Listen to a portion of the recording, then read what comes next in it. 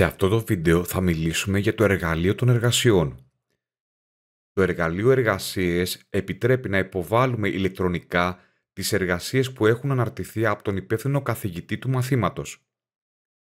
Πιο συγκεκριμένα, ως εκπαιδευόμενοι στο μάθημα μπορούμε να αναρτήσουμε ηλεκτρονικά μια εργασία η οποία έχει συγκεκριμένη ημερομηνία υποβολής.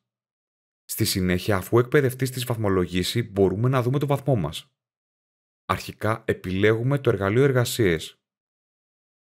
Μπορούμε να δούμε τις εργασίες που έχουν αναρτηθεί από τον υπεύθυνο εκπαιδευτή, να δούμε την ημερομηνία έναρξης και λήξης υποβολής των εργασιών, να υποβάλουμε μια εργασία και να δούμε τη βαθμολογία της απεσταλμένης εργασίας μας.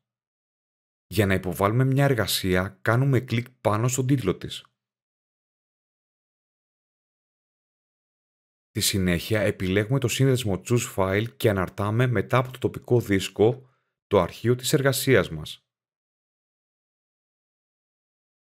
Προαιρετικά μπορούμε να γράψουμε σχόλια προς τον καθηγητή του μαθήματος. Επιλέγοντας υποβολή, ολοκληρώνουμε την υποβολή της εργασίας. Με την υποβολή θα ενημερωθούμε από την πλατφόρμα με αντίστοιχο μήνυμα. Τώρα πλέον στην εργασία μας, στη στήλη έχει αποσταλεί, εμφανίζεται η σχετική σήμανση. Εάν θέλουμε να στείλουμε μια νέα πιο βελτιωμένη έκδοση της εργασίας μας πριν από την ημερομηνία λήξης, απλά επαναλαμβάνουμε την προηγούμενη διαδικασία. Καλό είναι να έχουμε υπόψη όμως ότι η πλατφόρμα θα διαγράψει την προηγούμενη έκδοση και θα κρατηθεί η τελευταία απεσταλμένη έκδοση.